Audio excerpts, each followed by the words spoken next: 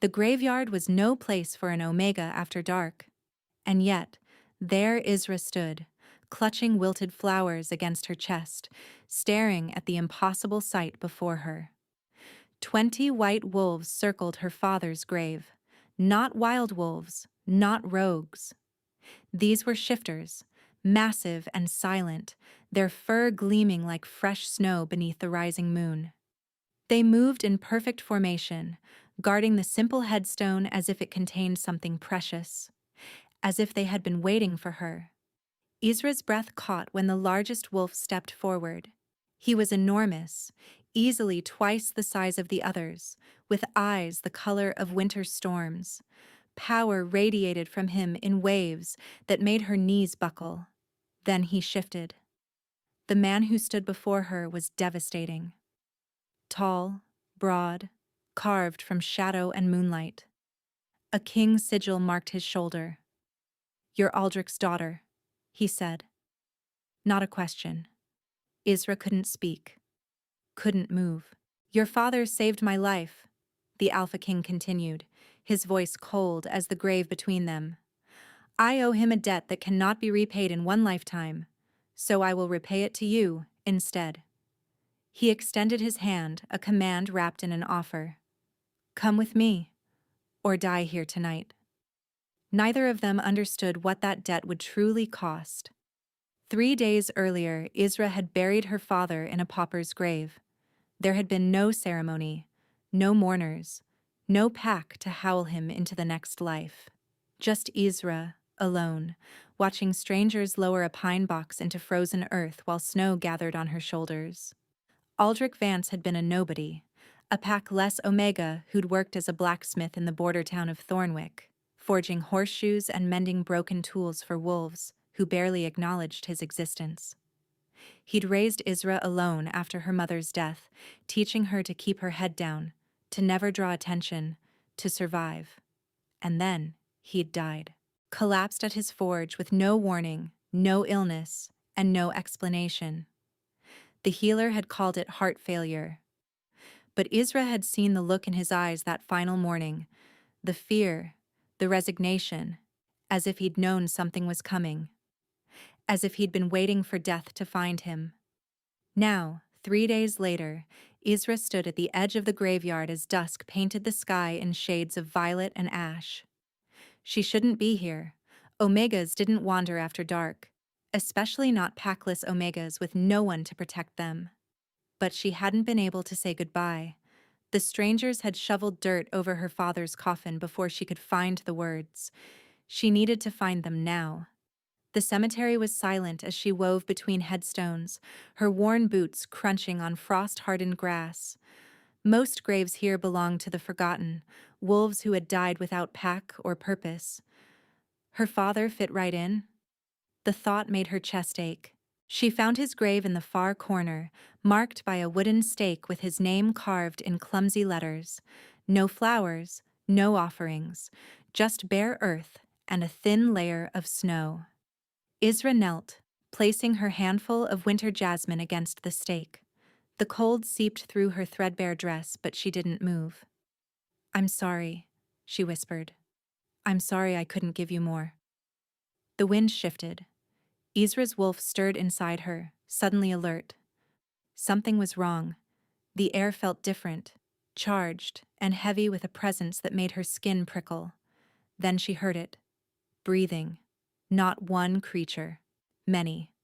She turned slowly, her heart hammering, and the blood drained from her face. Wolves. Dozens of them. White as bone, silent as ghosts, arranged in a perfect circle around her father's grave. Their eyes glowed in the fading light, fixed on her with an intelligence that was anything but animal. Isra scrambled backward, her back hitting a headstone. "Who are you?" she demanded, her voice cracking. "What do you want?" None of them moved. None of them made a sound. Then the largest wolf stepped through the circle. He was magnificent and terrifying, towering over the others, his coat shimmering like moonlit silver. Power poured off him in waves that pressed against her chest, making it hard to breathe. Alpha. Not just any alpha. something more, something ancient. He stopped 3 feet from her, those storm-gray eyes holding her captive. Then his bones began to crack, reshape, reform. Fur receded into skin, paws became hands, the wolf became a man, and Ezra's world tilted off its axis. He was beautiful. Not soft beautiful, not gentle beautiful, but the kind of beautiful that preceded destruction. Sharp cheekbones, a jaw that could cut glass, pale hair that fell past his shoulders in a cascade of silver and white. A scar ran from his left temple to his jaw, the only imperfection on an otherwise flawless face. But it was his eyes that held her. Cold. Empty. The eyes of someone who had seen too much and felt too little. A sigil marked his left shoulder. A crown of thorns wrapped around a bleeding moon. Ezra's breath stopped. She knew that sigil. Everyone did. "You're the Alpha King," she breathed. "Varen of Valdron." He didn't confirm it. He didn't need to. "Your father saved my life," he said, his voice low and flat, devoid of warmth. 15 years ago, in the border wars, I would have died if not for him. Ezra's mind reeled. Her father? In the border wars? Aldrich had never spoken of war. He'd never spoken of anything before Thornwick. Before her. "That's impossible," she whispered. "My father was a blacksmith. He never fought in any war." Something flickered in Varen's expression. Almost pity. Almost regret. "Your father was many things you never knew." Before she could respond, a howl split the night. Not from Varen's wolves, from somewhere beyond the graveyard. A hunting howl, a killing howl. Varen's head snapped toward the sound, his body tensing. "They've found you faster than I expected," he said quietly. "Who?" Ezra demanded. "Who's found me?" Varen didn't answer. He extended his hand toward her, palm up, a command dressed as an invitation. "Come with me, now." Ezra's wolf screamed at her to obey, to submit, and to follow this terrifying man wherever he led. But her human mind resisted. "I don't even know you. I'm not going anywhere until you tell me what's happening." The howling grew closer. The white wolves around them shifted into fighting stances, hackles raised, teeth bared. Varen's eyes never left hers. "Your father died because of me," he said, "because of a secret he kept for 15 years. And the people who killed him are coming for you next." Ezra's knees buckled. Killed him. Not heart failure. Murder. "You will come with me to Valdron," Varen continued, his voice hardening. "You will live under my protection, and you will not argue because if you stay here, you will be dead before morning." He stepped closer, his hand still extended, his presence overwhelming. "That is not a request, little Omega. That is the only option you have left."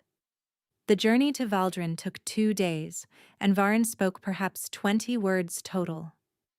Ezra rode in a covered carriage while the white wolves ran alongside in their shifted forms, a ghostly honor guard that made travelers on the road scatter in fear. She watched them through the small window, counting them over and over. 20 wolves, 20 warriors bound to the Alpha King himself, guarding her. None of this made sense. Every time she tried to speak to Varen, he responded in clipped sentences that revealed nothing. Yes, her father had fought in the border wars. No, he couldn't explain more until they reached Valdron. Yes, she was in danger. No, he wouldn't tell her from whom. "You owe me answers," Ezra said on the second morning, frustration boiling over. "You said my father saved your life. You said he was murdered. You can't just take me from my home and tell me nothing." Varen sat across from her in the carriage, arms crossed, expression blank. He hadn't slept. She'd watched him through the night, alert at every sound, ready for attack at every moment. "I owe you protection," he corrected her. "Not explanations." "That's not how debts work." "That's exactly how my debts work." He turned to look out the window, dismissing her. "I decide how they're paid," Isra wanted to scream. She wanted to claw that cold indifference off his face and demand he treat her like a person instead of a problem to be solved. But she was an Omega, packless, powerless, and he was the Alpha King. So she swallowed her anger and stared at her hands. Hours later, the carriage slowed. Isra looked up to see massive gates looming ahead, wrought iron twisted into shapes of wolves and moons. Beyond them, a fortress rose from the mountainside, all dark stone and sharp spires. Valdron, the seat of the Alpha King's power, the most heavily protected territory in all the kingdoms, and apparently, her new home.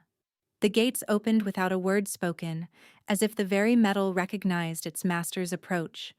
Wolves lined the path ahead, bowing as the carriage passed. Isra had never seen so many shifters in one place, hundreds, maybe thousands, and they all belonged to him. The carriage stopped before the main entrance, a set of doors so tall they seemed designed for giants. Varen stepped out first, then turned to offer his hand. Isra ignored it, climbing down herself. Something like amusement flickered across his face. Gone before she could be certain it was real. "This way," he said. No one sneered. No one whispered. No one sneered. No one whispered. Such a stark contrast to Thornwick, where packless Omegas were treated like dirt beneath noble boots. They stopped before a heavy wooden door. "These will be your chambers," Varen said. "You'll find clothes, food, anything you require. My servants will attend to your needs." Isra stared at the door, then at him. "And then what? I just live here? Forever? Your prisoner dressed in comfortable chains?" "You are not a prisoner." "Then what am I?" For a long moment, he said nothing. His silver-touched eyes studied her face, searching for something she couldn't name. "You are a debt," he said finally. "One I intend to repay in full." He turned to leave. "Wait!" Isra's voice stopped him. "You said my father kept a secret for 15 years. What secret? What was he hiding?" Varen paused, his back to her. She watched his shoulders tense, saw his hands curl into fists at his sides. "Your father was my blood-bonded brother," he said quietly. "He saved my life by taking a death curse meant for me. And he spent 15 years running so that curse wouldn't find you." Isra's world cracked. "But they found him anyway," Varen continued. "And now they know about you. His bloodline. His weakness." He turned, and for the first time, she saw something other than cold emptiness in his eyes. Something that looked almost like guilt. "That is why you cannot leave, Isra. That is why I will protect you whether you want it or not. Because your father died keeping you hidden, and I will not let his sacrifice be for nothing." He walked away, his footsteps echoing down the corridor. Isra stood alone, trembling, her entire understanding of her life crumbling around her. Her father hadn't been a simple blacksmith. He'd been blood-bonded to the Alpha King. He'd carried a death curse for 15 years. He'd died so she could live. And whoever killed him was coming for her next. Isra didn't sleep that night. How could she? Every time she closed her eyes, she saw her father's face. Not the tired, gentle blacksmith she'd known, but a stranger. A man with secrets so heavy they'd crushed him in the end. Blood-bonded brother to the Alpha King. Death curse. 15 years of running. None of it fit the man who'd taught her to braid her hair, who'd hummed folk songs while hammering horseshoes, who'd held her through nightmares and promised she'd always be safe. He'd lied. Every day, every moment, he'd been lying. The chambers Varen had given her were absurdly lavish. A bed larger than her entire room in Thornwick. Velvet curtains. A fireplace that servants kept burning through the night. A bathing chamber with hot water that flowed from some magical source she couldn't fathom. Isra sat by the window, watching the stars fade into dawn, and wondered if any of it was real. A knock at her door made her jump. "Enter," she called, pulling her borrowed robe tighter. A woman stepped inside, tall and striking, with sharp cheekbones and midnight hair pulled into a severe knot. Her dress was fine but practical, marking her as someone of importance. Her scent carried authority, beta, but powerful. "Lady Isra," the woman said, inclining her head, "I am Gabriella, head of the king's household. His Majesty has requested your presence in the council chamber." Lady. No one had ever called Isra lady before. It felt like a costume she hadn't agreed to wear. "Why?" Isra asked. Gabriella's expression remained neutral. "That is not for me to say, but I would suggest you dress quickly. The king does not appreciate waiting." 15 minutes later, Isra followed Gabriella through winding corridors, wearing a dress that fit too perfectly to have been chance. Dark green velvet, simple but elegant. Someone had prepared for her arrival. The council chamber was cavernous, dominated by a long stone table surrounded by high-backed chairs.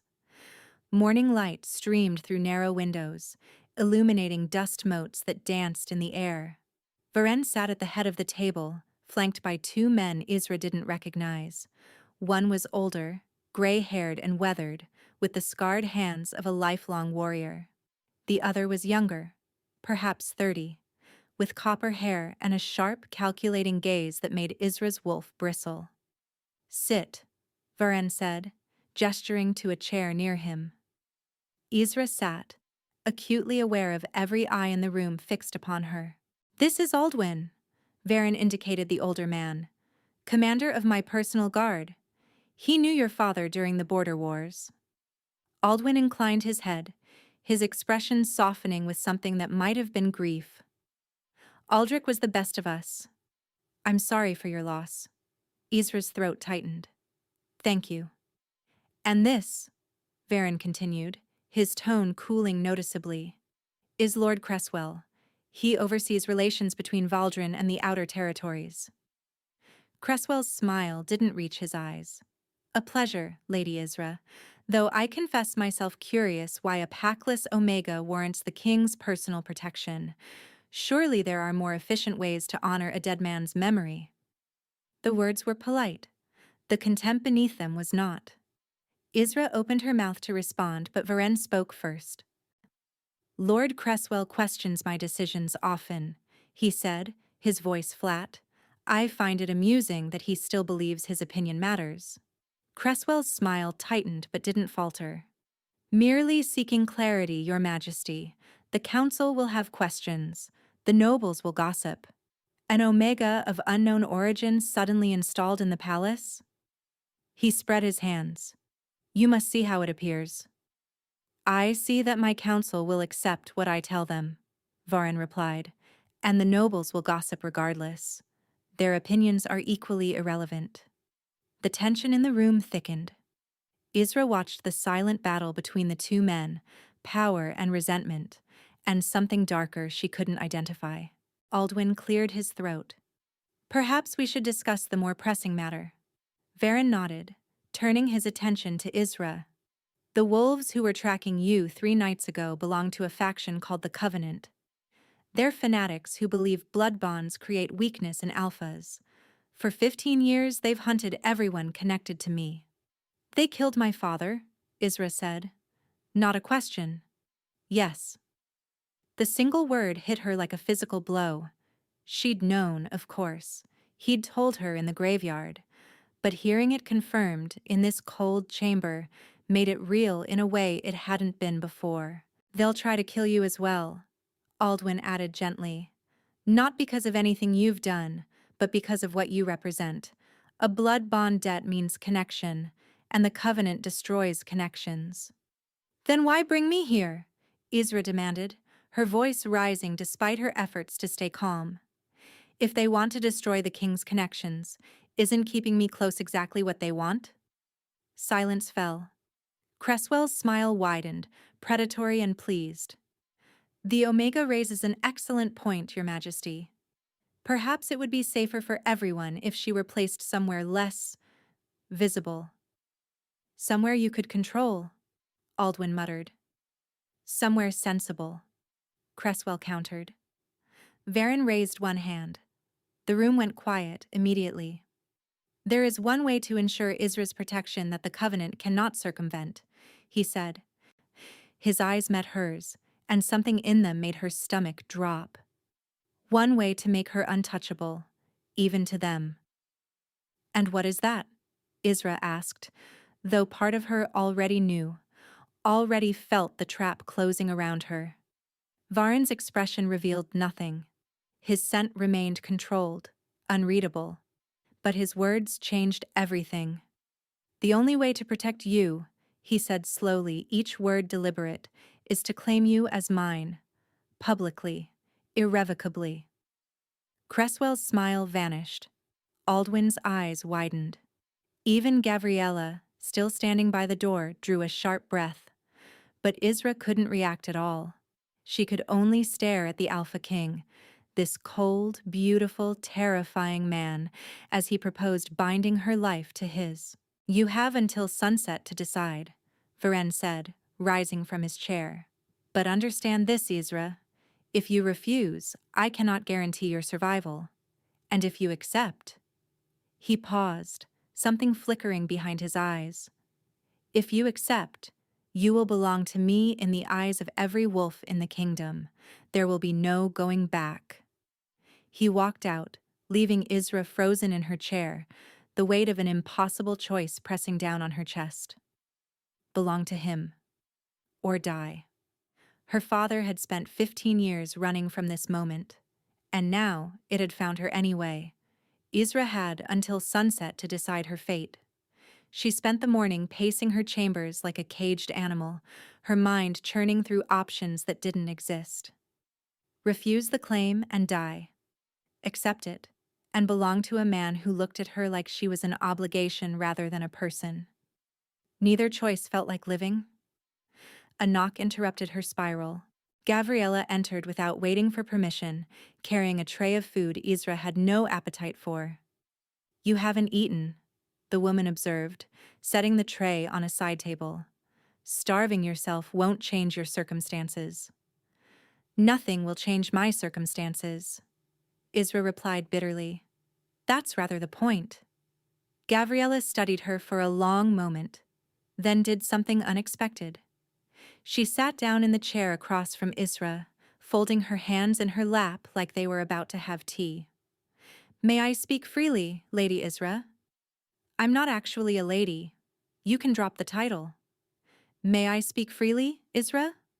Something in her tone made Isra pause. She nodded. The king has never offered to claim anyone, Gabriella said quietly.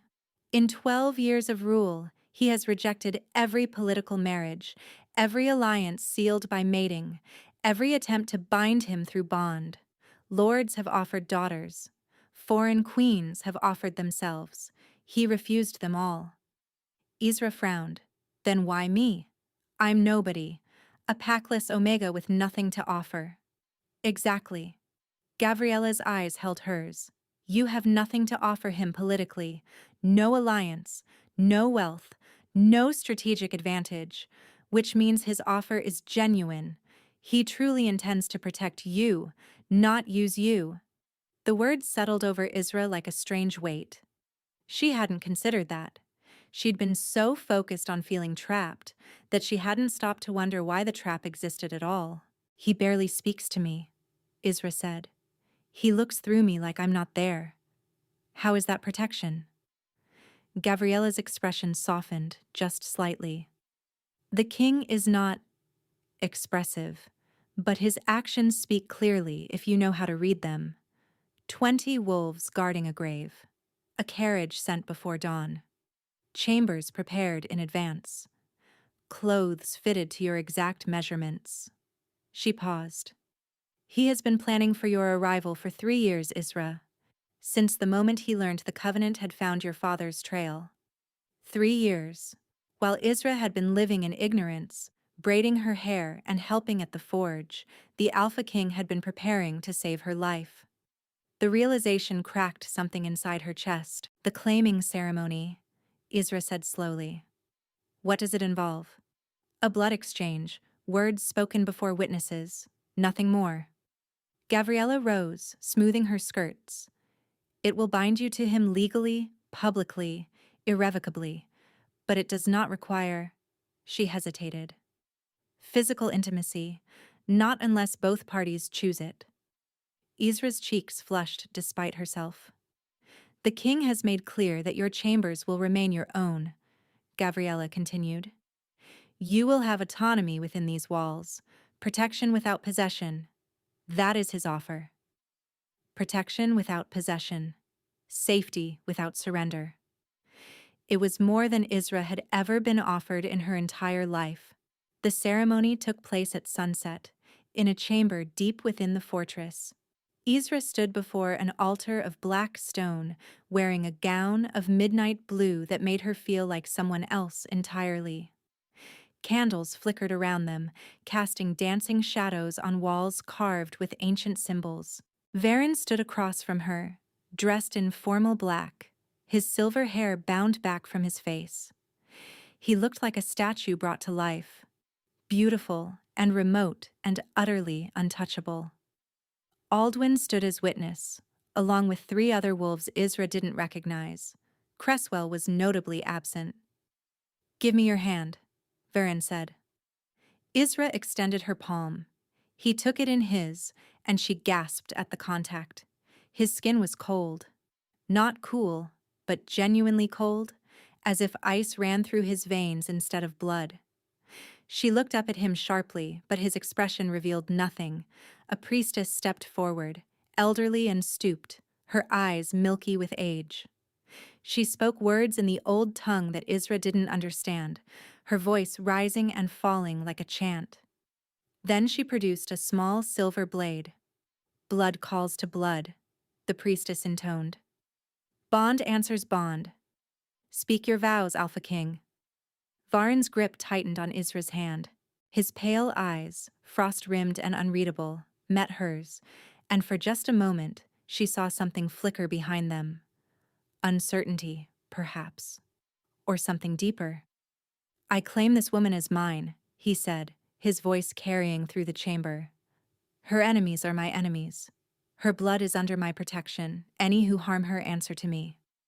The blade flashed. A thin line of red opened across his palm. He didn't flinch. The priestess turned to Ezra.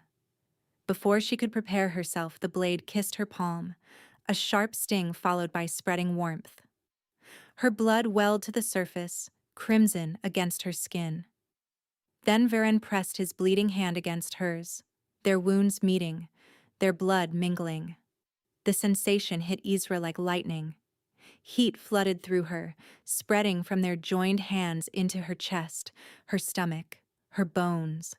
She felt something click into place, a connection that hadn't existed moments before, a thread binding her to the man before her. Speak your vows, Omega, the priestess commanded. Ezra's voice shook, but the words came. I accept this claim. I bind myself to this Alpha. His protection is my shelter. His enemies are my enemies. I am his. The thread pulled taut, and then it was done. Varen released her hand, stepping back as if burned. His expression had gone completely blank, his scent controlled into nothingness. It's finished, he said to the priestess. Leave us. The witnesses filed out, Aldwin casting a concerned glance over his shoulder. The priestess followed, her chanting fading into silence. Ezra and Varen stood alone in the candlelit chamber, bound by blood, strangers still. You're cold, Ezra said suddenly. Your skin, your blood. It's not normal. Varen's jaw tightened. No, it isn't. Why? He turned away, walking toward the door. But he paused before opening it, his back to her, his shoulders rigid with tension. Because I'm dying, he said quietly, and have been for 15 years. Then he was gone, leaving Ezra alone with the weight of his confession pressing down on her chest. 3 weeks passed, and Ezra learned the rhythms of her new life. She had freedom within the fortress, more freedom than she'd expected. The gardens were open to her, vast and wild, filled with winter roses that bloomed despite the cold. The library was hers to explore, thousands of books she'd never dreamed of reading. Servants treated her with respect, addressing her as lady without a trace of mockery. But Varen remained a ghost. He appeared at formal dinners, sitting at the head of the table while Isra sat at his right. They exchanged perhaps 10 words each evening, polite nothings that meant nothing at all. He never touched her, never looked at her longer than necessary, never acknowledged the bond humming between them like a plucked string. And yet, Isra noticed things, small things that Gavriella's words had taught her to see.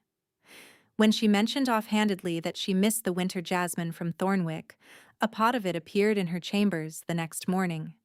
When she struggled to sleep, plagued by nightmares of her father's death, a healer arrived with remedies she hadn't requested. When she wandered too close to the fortress's outer walls, guards materialized to escort her back, gentle but firm. He was watching, always watching, even when he pretended she didn't exist. One evening, Isra decided she'd had enough of pretending. She found him in his study, a cavernous room lined with maps and weapons and books that looked older than the fortress itself. He sat behind a massive desk, reading by candlelight, his silver hair loose around his shoulders. He looked up when she entered, surprise flickering across his face before his expression closed down again. "It's late," he said. "You should be sleeping." "I can't sleep." Isra closed the door behind her. "I keep thinking about what you said. After the ceremony." Varen set down his papers, his posture shifting almost imperceptibly. Guarded. Wary. "I said many things. You said you were dying." Silence stretched between them. The candles flickered, casting shadows across his face, emphasizing the hollows beneath his cheekbones, the pallor of his skin. "You shouldn't concern yourself with that," he said finally.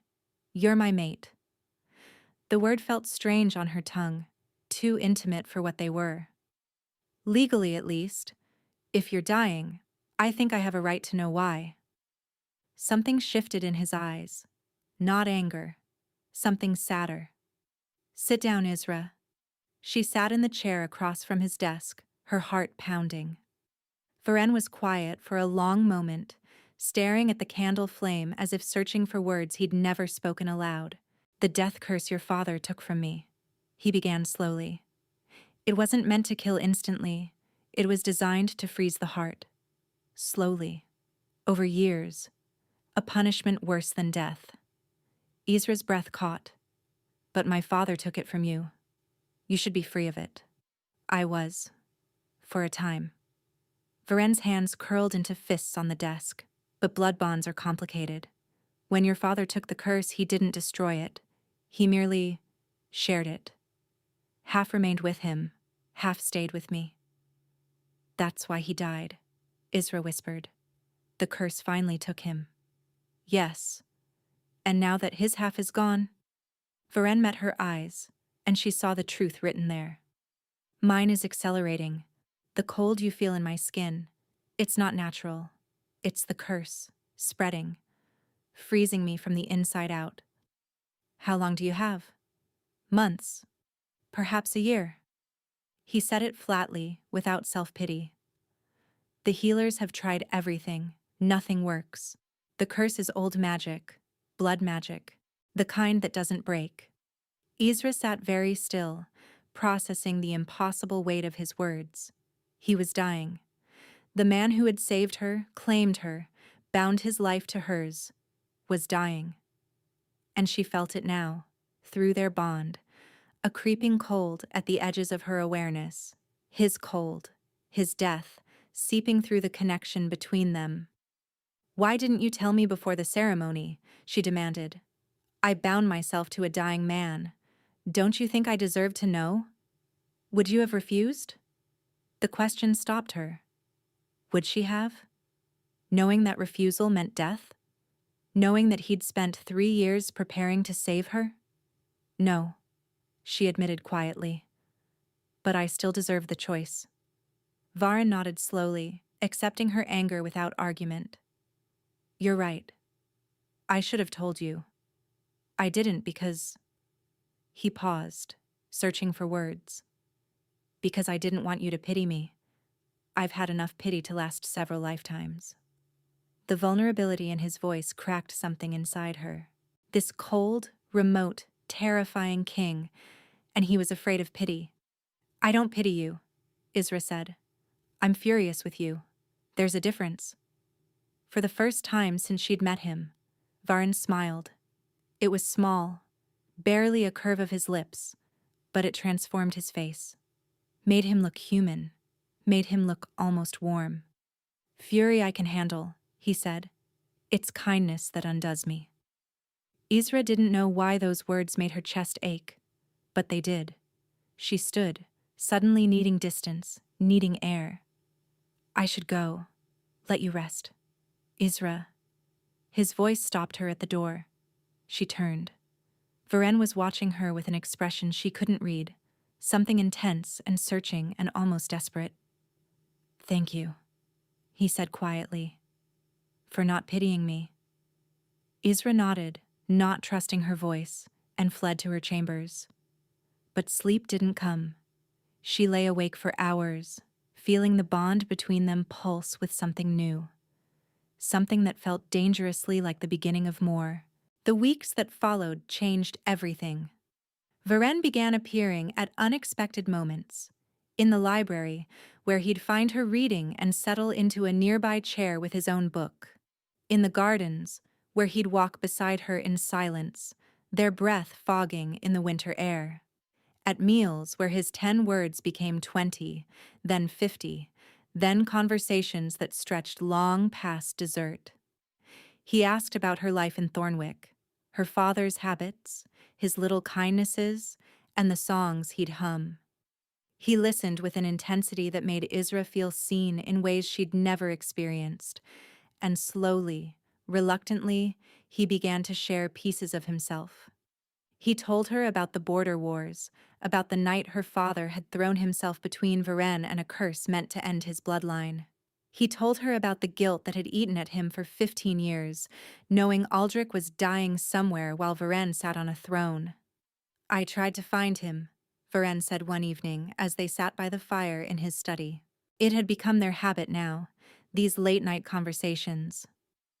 "For years I searched, but he was clever. He knew how to hide. He was protecting me," Isra said softly. "He always said we needed to stay invisible. I thought he was just paranoid. He was terrified. Of the Covenant. Of what they'd do if they found you." Varen's jaw tightened. And he was right. They killed him the moment they discovered his location.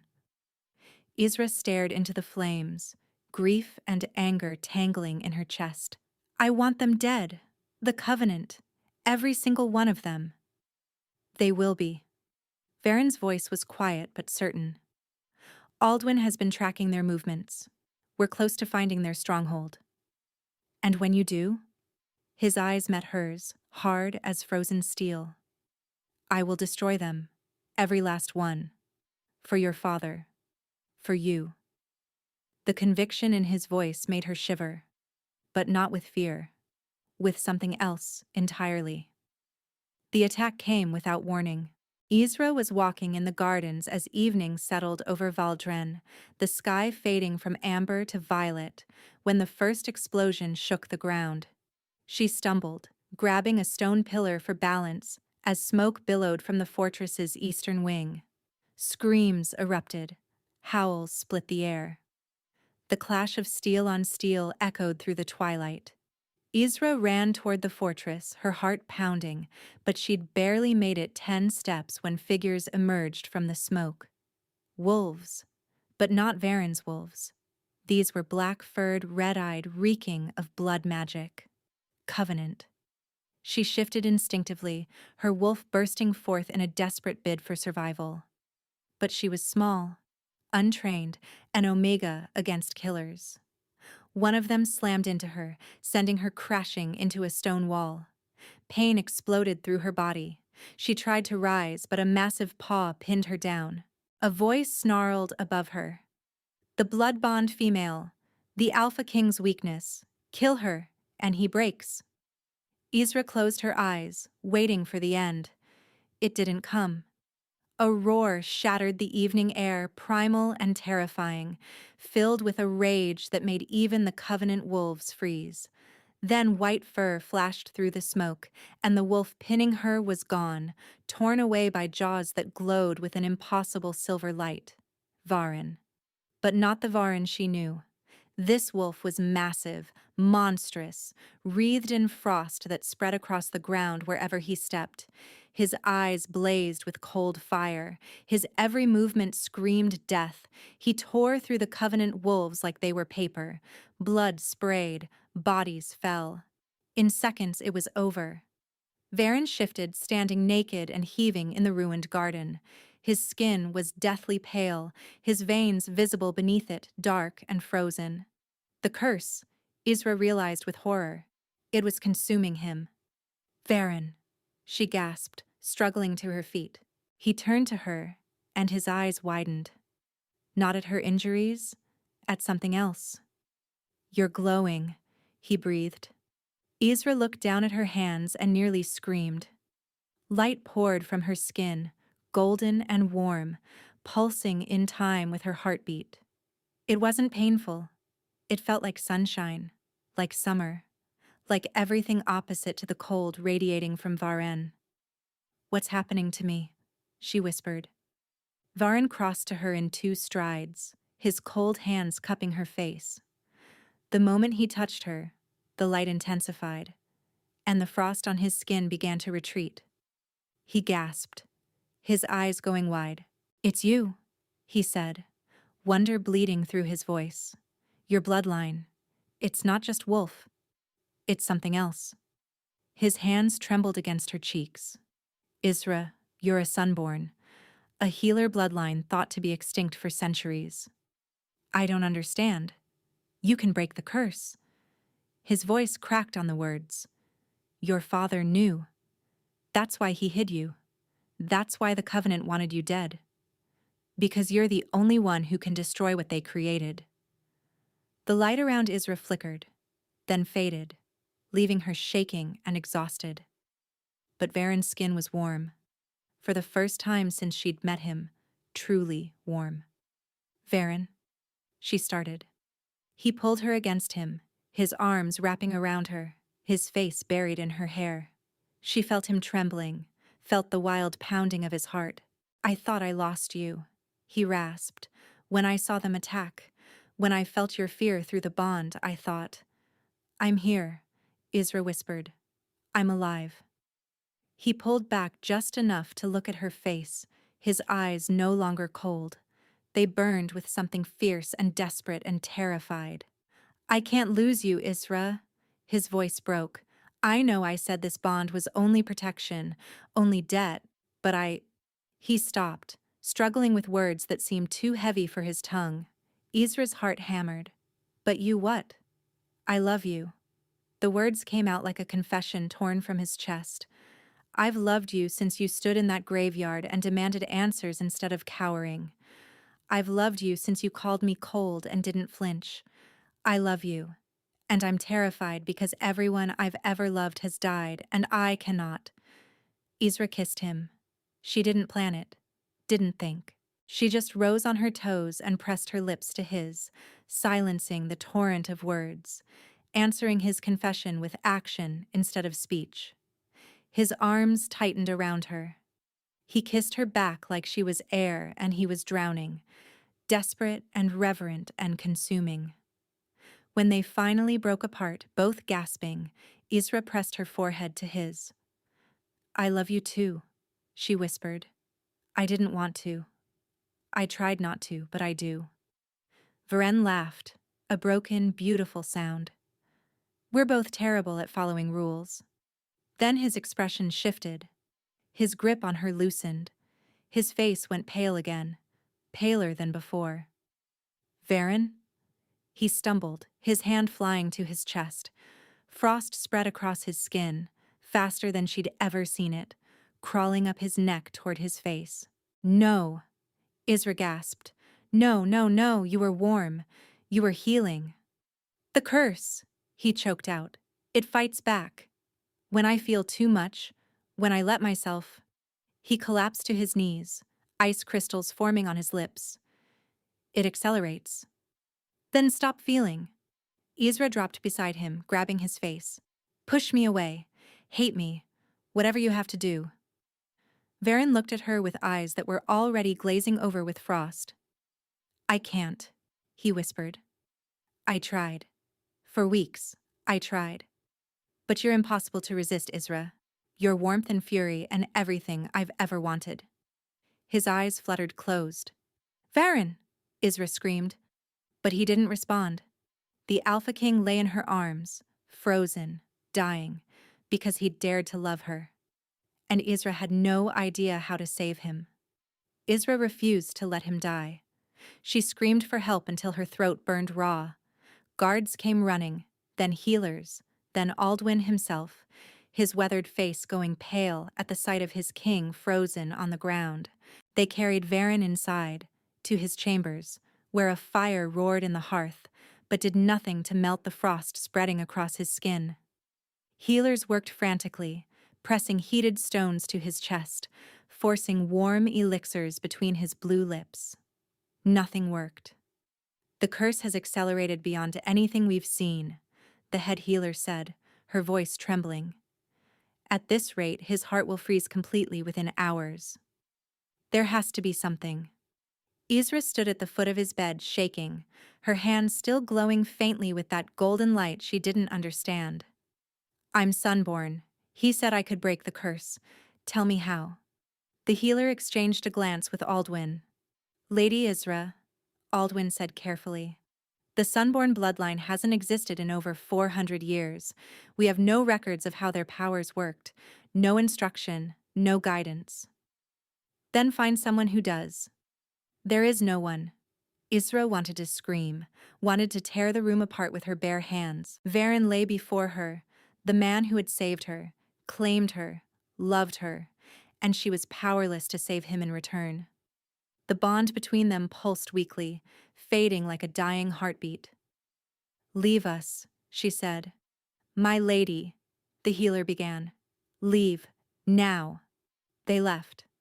Ezra climbed onto the bed beside Varen, pressing herself against his frozen body. The cold bit into her skin, painful and sharp. But she didn't care. She wrapped her arms around him, buried her face in his neck, and let her tears fall. You don't get to die, she whispered. You don't get to tell me you love me and then leave. That's not how this works. No response. His chest barely rose and fell. Ezra closed her eyes and reached for the light inside her. She didn't know how to use it, didn't understand what she was, but she had to try. She thought of warmth, of summer, of her father's smile, the feeling of safety, the love she'd only just discovered with the man beside her. The light flickered to life. Ezra poured everything she had into him. Ezra poured everything she had into him. Every memory of happiness, every spark of hope, every ounce of the love she felt but hadn't yet put into words. The light grew blinding. And then it went out. Ezra collapsed against him, gasping, completely drained. Her vision swam. Her body felt hollow, empty, scraped clean from the inside. But beneath her cheek she felt something. A heartbeat. Stronger than before. Steady. Varen, she breathed. His eyes opened. Clear. Alert. Alive. You stubborn woman, he rasped. I told you the curse fights back. A sob escaped her. And I told you I don't follow rules. He lifted one hand, weakly, and touched her face. His skin was warm. Not hot, not fully healed, but warm. You pulled me back, he said, wonder in his voice. I felt you. In the darkness. You were like the sun. I don't know how I did it. Ezra's voice shook. I don't know if I can do it again. You won't have to. Varen's expression hardened. Because we're going to end this. Tonight.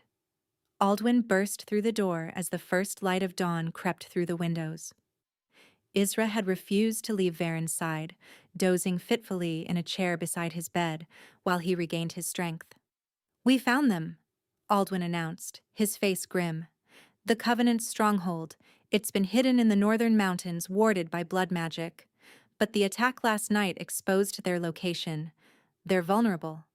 Varen rose from the bed, still weak but standing. Isra tried to push him back down.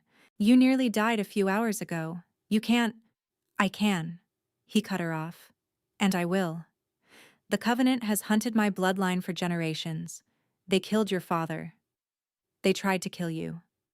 This ends now. Then I'm coming with you." "Absolutely not.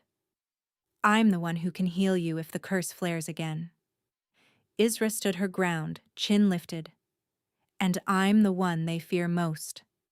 Let them see what happens when they threaten what's mine." Varen stared at her, something fierce and proud blazing in his eyes. Then he laughed, short and sharp. "When did you become so terrifying?" "I learned from my mate." The word hung between them, no longer a technicality, a truth. Varen extended his hand. Isra took it. The journey to the northern mountains took half the night. Varen's white wolves ran in formation around them, silent and deadly, their breath fogging in the frozen air.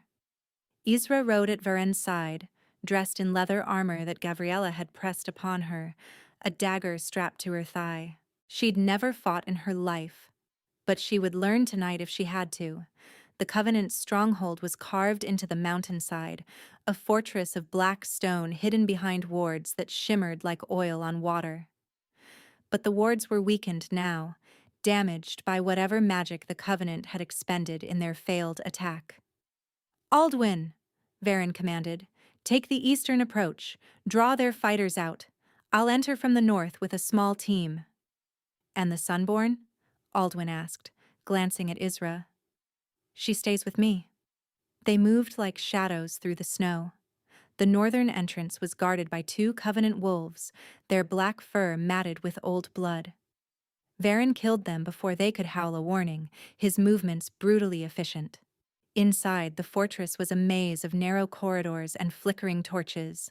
The air reeked of blood magic, copper and rot, making Isra's wolf whine inside her. They encountered resistance as they pushed deeper. Covenant fighters who snarled and attacked, only to fall beneath Varen's claws. Isra stayed close, her golden light flickering whenever danger approached, a warning system she didn't fully understand. Finally, they reached the heart of the stronghold. A massive chamber opened before them, dominated by a stone altar covered in dark runes. Figures in black robes stood around it, chanting in a language that made Isra's skin crawl. And at the center of the altar stood a familiar face, Lord Cresswell. "No," Isra breathed. Cresswell turned, his sharp smile widening when he saw them. "Your Majesty, Lady Isra, how kind of you to join us." Varen's growl vibrated through the chamber. You've been Covenant all along." "Covenant?" Cresswell laughed, a cold, hollow sound.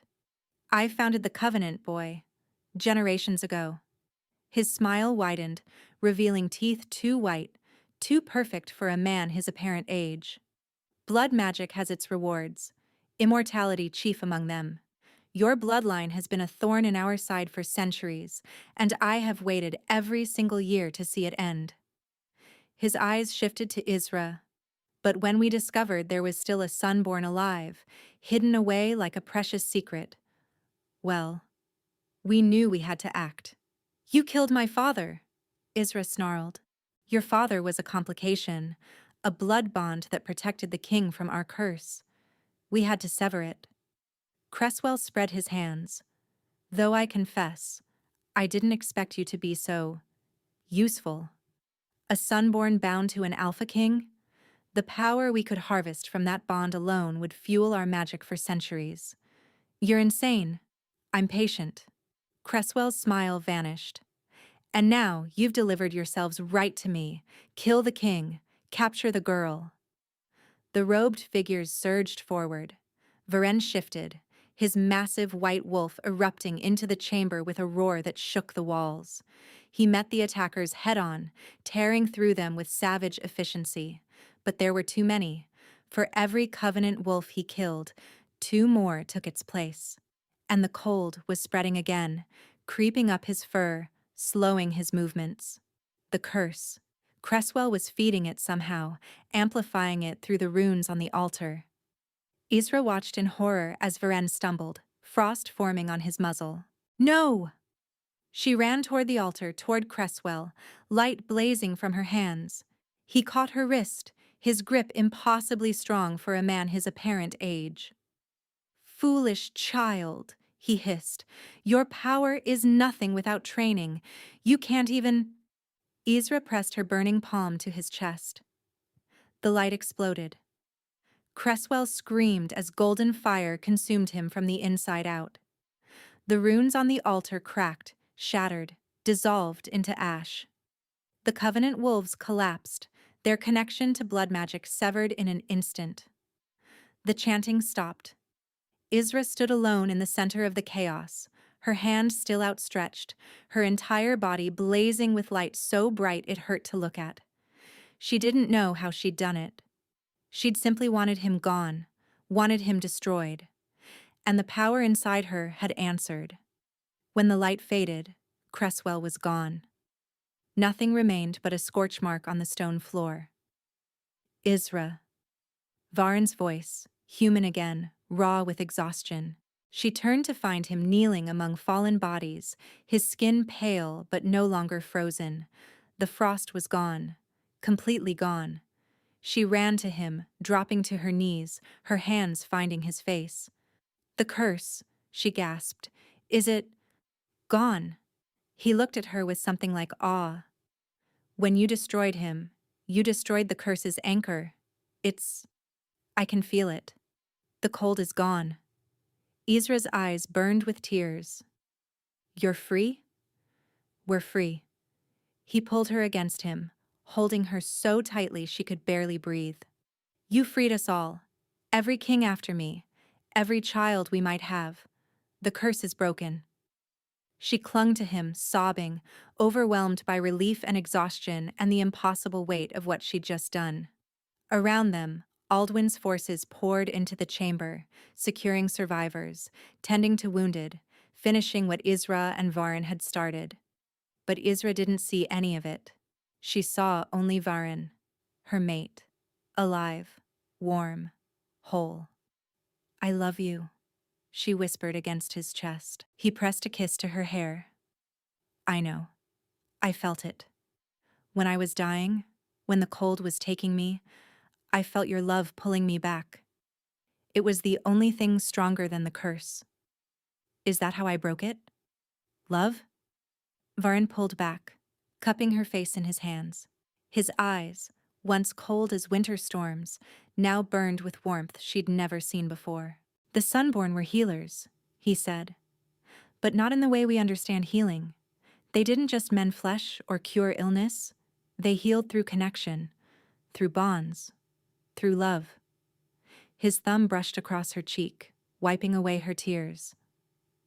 "You didn't just break the curse, Isra. You burned it out of me with every ounce of love you felt. That's why it worked. That's why only you could do it." Isra laughed, broken and joyful. "My father knew. That's why he hid me. Not just from the Covenant, but from everyone. Because if anyone discovered what I was, they would have used you, weaponized you." Varen's expression darkened. "Aldrich protected you the only way he knew how, by making you invisible. He died to keep me safe. And you honored him by saving the life he sacrificed his own to protect." Varen pulled her close again.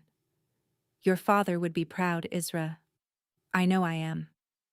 The weeks that followed were a blur of recovery and revelation. The Covenant stronghold was razed to the ground, its remaining members executed or imprisoned. The blood magic they'd cultivated for generations was destroyed, its secrets lost forever. Lord Cresswell's betrayal sent shockwaves through the noble houses. Investigations followed, rooting out his allies. exposing corruption that had festered for decades. Varen showed no mercy to those who had conspired against him, but to Isra he was nothing but gentle. He moved her belongings into his chambers, refusing to sleep apart from her for even one night. He held her through nightmares, soothed her when grief for her father overwhelmed her, learned every curve of her body and every corner of her heart. And for the first time in his life, he was warm. "I don't know how to do this," Isra admitted one morning, lying in his arms as sunlight streamed through the windows. "Be a queen. Be a mate. Be anything other than invisible."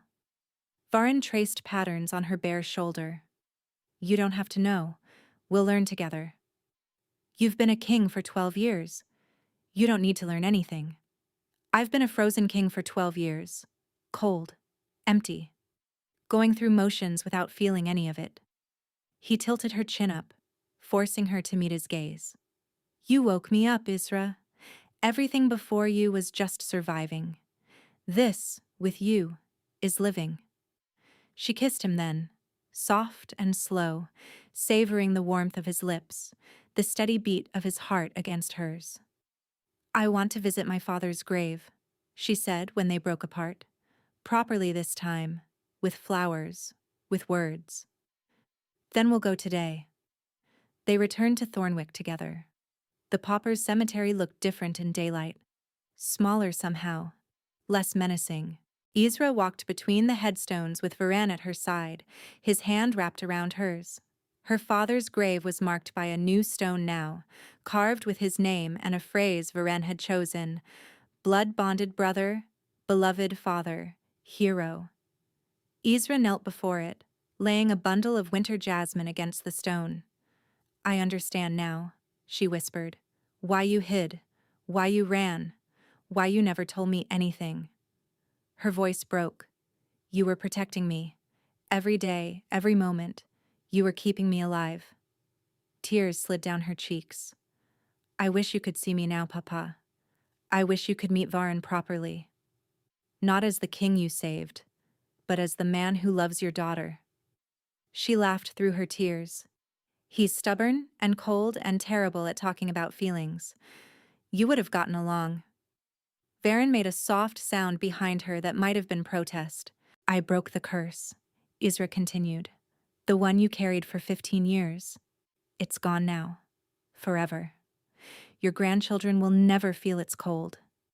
She pressed her palm to the stone, feeling its sun-warmed surface. "You did that, Papa. You and me. We saved him together." She stayed there for a long time, talking to the stone, sharing everything she hadn't been able to say before. Varen stood guard behind her, patient and silent, giving her the space she needed. When she finally rose, her eyes were red, but her heart was lighter. "Thank you," she said to Varen, "for bringing me here. For everything." He pulled her into his arms, resting his chin on top of her head. "I'll spend the rest of my life thanking you, Isra, for saving me, for loving me, for being stubborn enough to demand answers in a graveyard." She laughed against his chest. "I was terrified that night. You hid it well." He pulled back, his gaze soft with affection. "I knew then, you know, that you were different, that you were going to change everything." "Did you know you'd love me?" "No." He smiled, that rare, beautiful smile that still made her heart stutter. "But I think part of me hoped." They returned to Valdron as the sun began its descent, painting the sky in shades of gold and rose. Gabriella met them at the gates, her expression carefully neutral, but her eyes bright with something like happiness. "Welcome home, your majesties." Majesties, plural. Isra was still getting used to that. The fortress felt different now, warmer, somehow. The servants smiled more. The guards stood taller. Even the stone walls seemed less oppressive. The curse didn't just affect you, Isra realized as they walked through the halls. It affected everything, everyone. Varen nodded. "My coldness spread outward, to my court, my kingdom, my people. They felt it even if they didn't understand why. He looked at her, something fierce and grateful in his expression.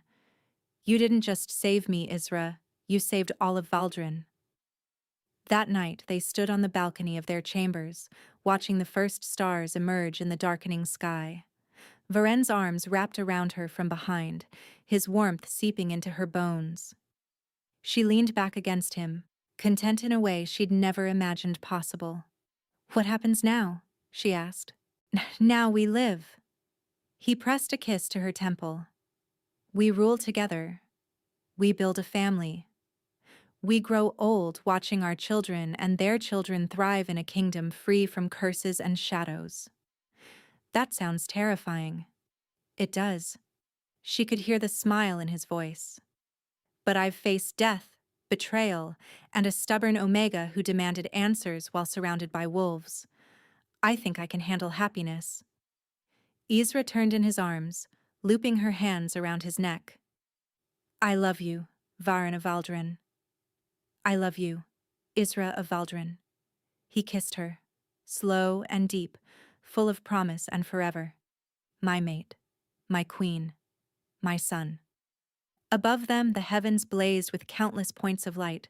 Below them, a kingdom slept peacefully for the first time in generations. And in each other's arms, two people who had hidden from the world found the courage to step into the light, together. Thank you for listening to this story. If you enjoyed it, please like and subscribe for more tales of love, fate, and wolves. Let me know in the comments what you thought. Your words mean more than you know. Until next time.